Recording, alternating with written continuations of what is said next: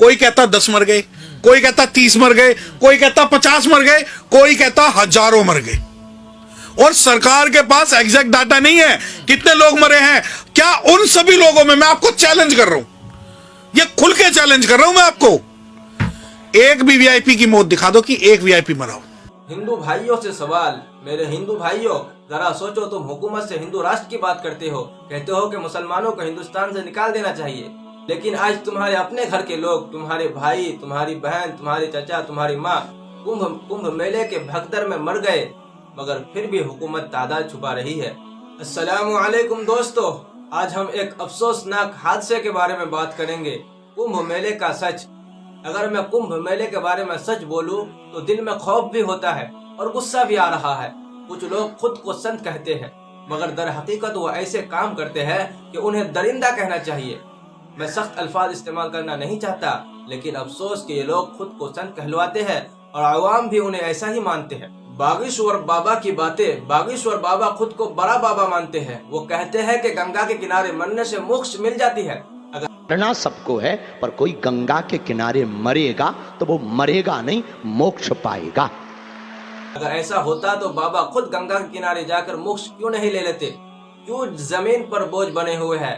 अगर वाकई वहाँ मरने से निजात मिलती है तो वह वीआईपी डुबकी लगाकर क्यों वापस आ गए? क्या उन्हें खुद पर यकीन नहीं है? ये लोग खुद को मुस्तकबिल देखने वाले कहते हैं, फ्यूचर देखने वाले कहते हैं। अगर वाकई ये मुस्तकबिल जानते हैं तो इन्होंने पहले ही भगदड़ की पेशगोई क्यों नहीं की? अगर ऐसा करते तो कई जानें बचाई जा सकती थी। मगर सच तो यह है कि इन्हें सिर्फ चंदा इकट्ठा करना आता है। हुकूमत की खामोशी।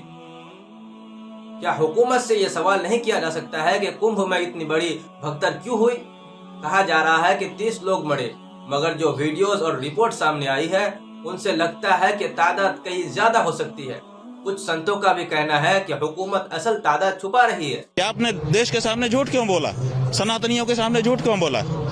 झूठा मुख्यमंत्री, क्या कारण है? क्यों इतनी बड़ी जब घटना हो गई थी तो आप क्यों छुपा रहे थे?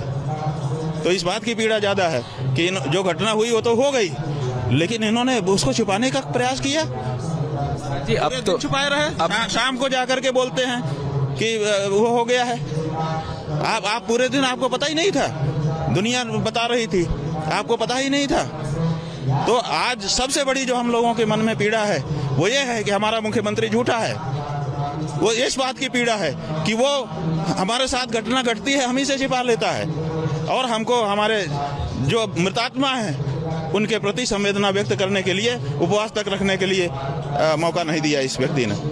तो हम तो कहते हैं कि ऐसे मुख्यमंत्री को कुंभ पर्व रहते रहते इस्तीफा दे देना चाहिए। बेहसी का इंतहा, यहाँ तक कि इस हादसे को भी जवाज दिया जा रहा है। कहा जा रहा है कि मरने वालों को मोक्ष मिल गया। क्या कोई इतना बड़ा बेरहम हो सकता है?